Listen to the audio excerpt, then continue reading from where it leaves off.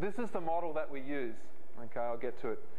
Okay, using DISC to develop your team. Now, we've developed the only sports-specific behavioural profiling tool in the world, and that's the basis of our business. We use it with AFL teams, NRL, netball, basketball, 23 different sports, and most of our work is based in the States with Division I college teams. And when coaches understand their players, so the crux of this is you understanding your players so well that they know what exact role they're going to have on the team. They know their strengths, they know their limitations. So I'm going to take you through the basics of the model. Just give me a show of hands. Has anyone seen DISC before? Okay, yeah, it's a model which has been around since the 30s. William Moulton Marston wrote a book called The Emotions of Normal People. And so, yeah, that assumes that, you know, if we were to do DISC with your players, that even AFL football players are normal people, right? A normal population. It was one of the first tools developed to understand the behavioural pattern of what we call a normal population. Up until that point in time, a lot of the work done to understand people was largely based around understanding clinically ill behaviour. People that committed crimes against others, you know, psychopaths, sociopaths, that type of behaviour. So DISC is a tool to understand how we behave in terms of patterns. What is a pattern? Because if you understand this, you're on your way to understanding DISC. What's a pattern? Personality.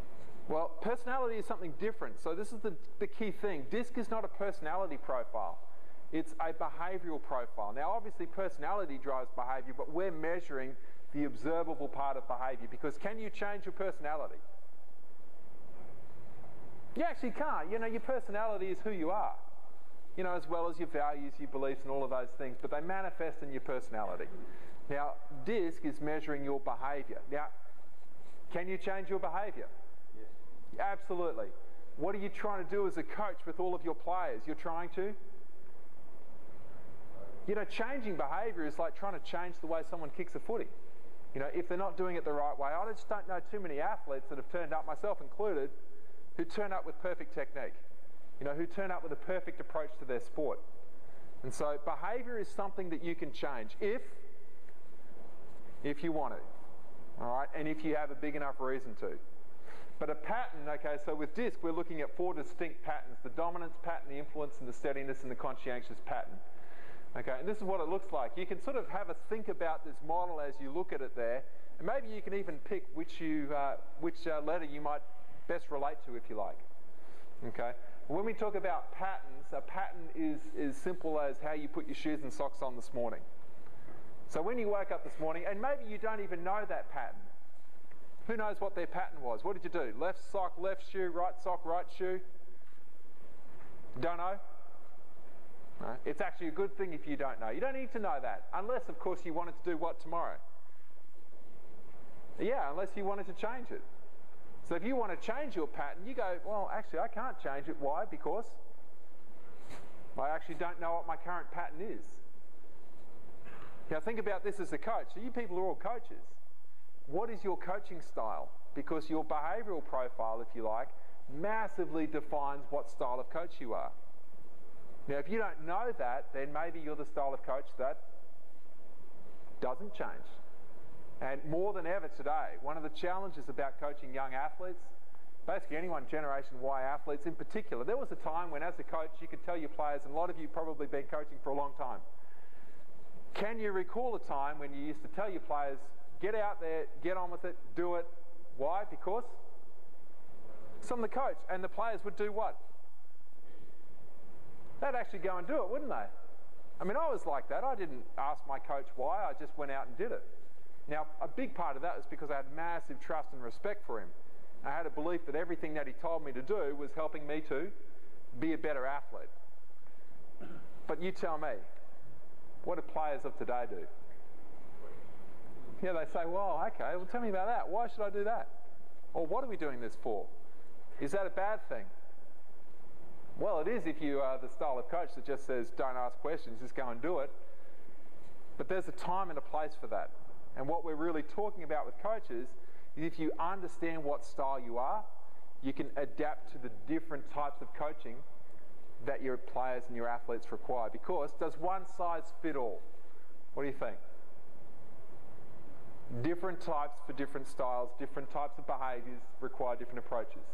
And so when we talk about that D behaviour, we're basically talking about the degree to which you directly approach issues and challenges and problems. So if you've got a D style of coach, you see a behavioural issue, you go and deal with it, you say something to that player immediately. Do you think about it for like a week before actually taking action? Do you discuss it with other people? No, if you're a high D style of coach, you just go and do it.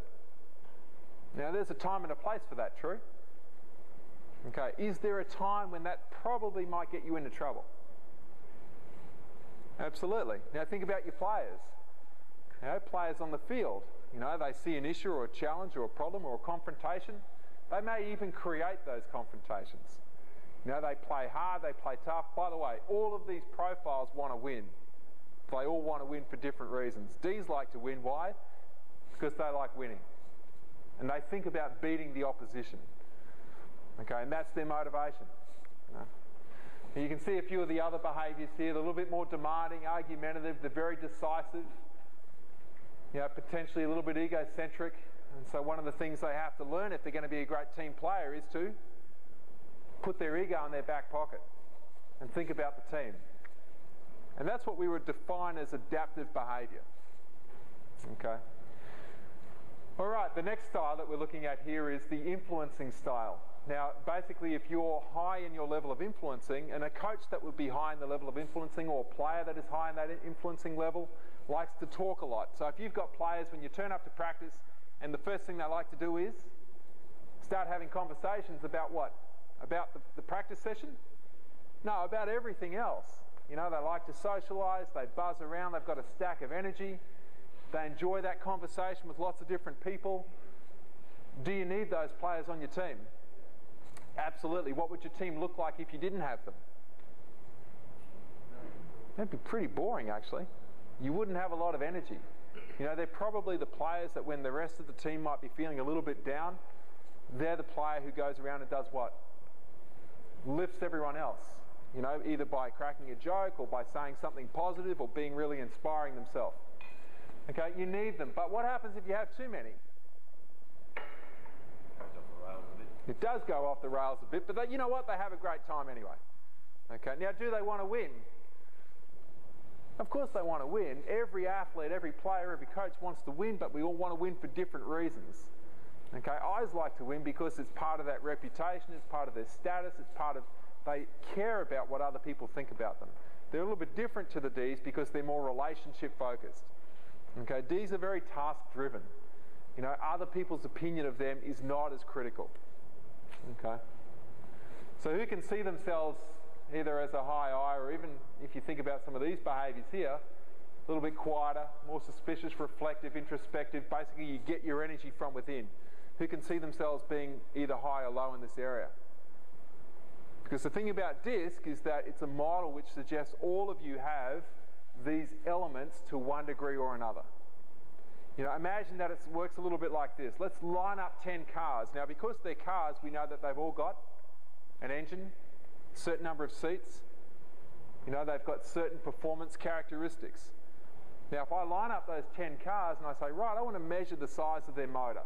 Now, I know for a fact that they all have a motor. Now, I can actually say that this one has got the biggest engine, this one's got the smallest motor, this one has the most number of seating capacity, this one has the least. Okay, these ones has the best acceleration figures, this one has the best fuel economy. Okay, DISC is just the same. We're measuring for D, we're measuring for I, S, and C. And we all have varying intensities of these, what we call behavioural patterns. All of us do. Okay, but like I said, it's all about behaviour.